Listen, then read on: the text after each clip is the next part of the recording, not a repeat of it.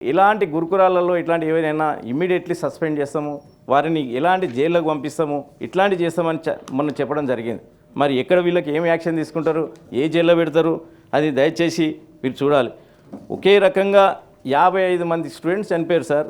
దీనిపైన వాళ్ళ కుటుంబాలకి మీరు ఎలాంటి సహాయం చేస్తారు, వాళ్ళని ఎలాగా ఆదుకుంటారు, వాళ్ళ భవిష్యత్తే వాళ్ళ పిల్లలైనప్పుడు వాళ్ళ భవిష్యత్తే వాళ్ళ కుటుంబంలో వాళ్ళ చనిపోయింది కాబట్టి వాళ్ళని ఏ రకంగా ఆదుకుంటారు మీరు చెప్పాల్సిన అవసరం ఉందని ఈ సందర్భంగా చెప్తున్నా. ఈ డీటెయిల్స్ చనిపోయిన వాళ్ళ డీటెయిల్స్ మీకు అన్ని పంపిస్తారు సార్. అదేవిధంగా లక్షల కొద్దీ మూసి సుందరీకరణ కొట్టి దాని మీద దృష్టి మన గురుకులాలు ఒకటే నిమిషం గురుకులాలలో వాటి మీద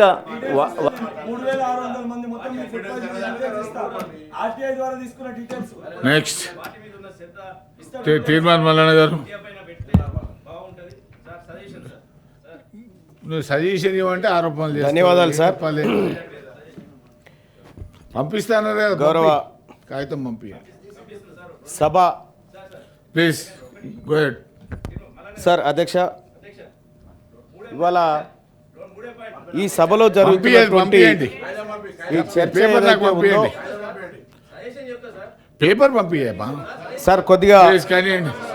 ఈ సభ ఏదైతే ఉందో ఈ సభలో టైమింగ్స్ ఉన్నాయి, ఏ పార్టీ సభ్యుడు ఎంత మాట్లాడి రకంగా బాధ కలుగుతుంది. అధ్యక్ష చెప్పండి ప్లీజ్. కానివ్వండి సార్. సభ ఆర్డర్లో ఉంటే బాగుంటుంది సార్. ఆర్డర్లు అదే వస్తుంది, చెప్పండి. అధ్యక్ష, నేను మాట్లాడుతున్నటువంటి అంశం దయచేసి ఆరోపణలు తప్ప సలహాలు ఇవ్వండి. ఆరోపణల జోలికి పోవడానికి మేము సిద్ధంగా లేము సార్. మా సమయాన్ని మేము సద్వినియోగం చేసుకోవడానికి మాకు సరైన వాతావరణం ఉంటే మంచిది అనేది తమరి ద్వారా రిక్వెస్ట్ చేస్తా ఉన్నాం సార్. ఇక్కడ వాళ్ళు మాట్లాడుతున్నటువంటి మాటలు కానీ ఇప్పుడు జరుగుతున్నటువంటి చర్చ కానీ సార్ బాధ అవుతుంది సార్. ఇక్కడ జరుగుతున్న చర్చ చూస్తూ ఉంటే ఎందుకు బాధ అవుతుందంటే అధ్యక్ష, ఇవాళ మనం చాలామంది నాయకులు మాట్లాడుకుంటూ సజెషన్స్ ఇస్తూ ఉన్నారు సార్. స్కావెంజర్లు లేరు, కార్పొరేట్ స్కూళ్ళు పెరిగిపోతూ ఉన్నాయి, ఫుడ్ పాయిజన్లు అవుతూ ఉన్నాయి, పథకాల పేర్లు పెడతా ఉన్నారు, న్యూట్రిషన్ ఫుడ్లు అంటూ ఉన్నారు, తక్కువ మంది పిల్లలు ఉన్నారు, ఎక్కువ మంది అటెండెన్స్, ఇట్లా రకరకాల అంశాలు చెప్తా ఉన్నారు. అధ్యక్ష, ఇదే గవర్నమెంట్ స్కూల్లో ఫెసిలిటీస్ లేవని చెప్పి మనం చెప్తా ఉన్నాం. మధ్యాహ్న భోజనంలో ఫుడ్ పాయిజన్ అవుతుందని మనం చెప్తా ఉన్నాం. అదే ప్రైవేట్ స్కూళ్ళల్లో మన తల్లిదండ్రులే టిఫిన్ కట్టి ఆ పిల్లల్ని ప్రైవేట్ స్కూళ్ళకి తోలిస్తూ ఉన్నారు. అక్కడ ఫెసిలిటీస్ లేవు, కానీ ప్రైవేట్ స్కూళ్ళు నిండుగా ఉంటున్నాయి. అధ్యక్ష, ఇవాళ ప్రైవేట్ స్కూళ్ళల్లో ఎందుకు ఆ వాతావరణం ఉంది, గవర్నమెంట్ స్కూల్ అంటే భోజనం లేకనే మా పిల్లలు చదవలేకపోతున్నారా? అధ్యక్ష, నాకు అర్థం కాలేదు.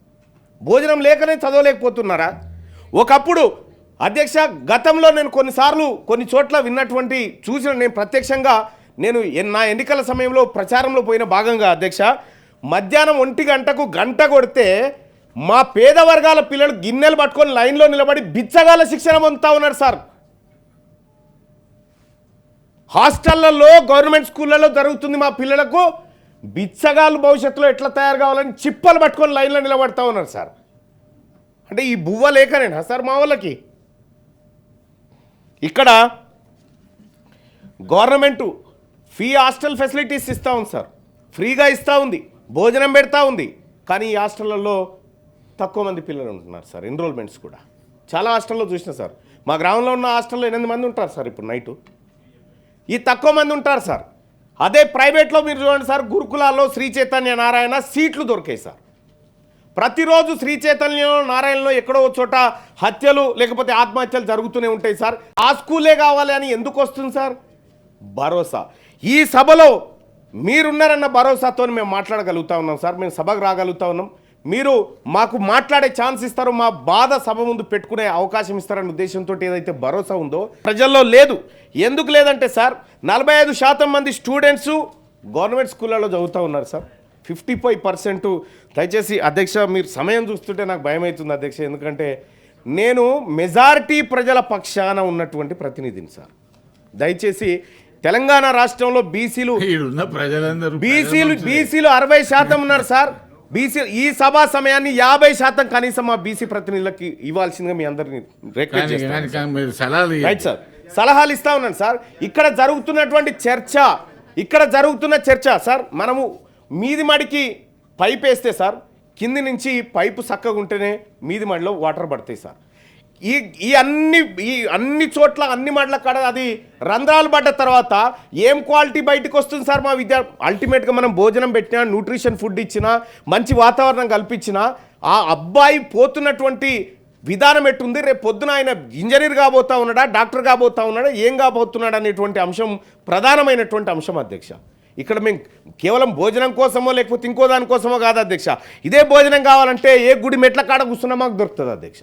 కానీ ఒక్క మాట, పెడుతున్నటువంటి ఖర్చు చేస్తున్నటువంటి ఈ వ్యవహారం ఏదైతే ఉందో మా బతుకులు మారుస్తలేదు అధ్యక్ష. ఈ విద్యా విధానంలో భరోసా లేని విద్యా విధానం ఇవాళ ప్రభుత్వ రంగంలో ఉంది అధ్యక్ష. నేను ఇవాళ మా పార్టీని అనట్లేదు అధ్యక్ష, దశాబ్దాలుగా జరుగుతున్నటువంటి వ్యవహారాన్ని చెప్తా ఉన్నా.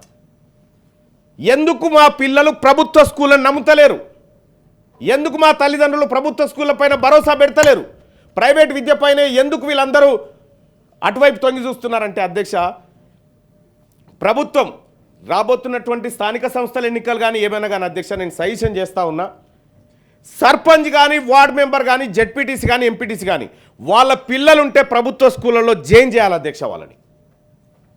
ఆ విధంగా మనం స్థానిక సంస్థల్లో ఆ నిబంధన తీసుకొస్తే ప్రభుత్వ ఆ ఎంపీటీసీ కనుక వాళ్ళ పిల్లగాడు గవర్నమెంట్ స్కూల్లో ఉంటే గవర్నమెంట్ స్కూళ్ళల్లో టాయిలెట్ లేకుండా ఉంటుందా అధ్యక్ష, వాళ్ళ స్కూళ్ళలో బోర్డు లేకుండా ఉంటుందా, వాళ్ళ పిల్లలు కనుక ఎక్కడ బహిరంగ ప్రదేశంలో మూత్ర విసర్జన చేసే పరిస్థితులు ఉండేవి కదా అధ్యక్ష. అదే కాదు అధ్యక్ష, ఇక్కడ బాధ్యత అన్న దయచేసి మా వర్గాలదన్న దయచేసి ఒకసారి వినండి అన్న, వినండి మీరు, వినండి అన్న, వినండి అన్న,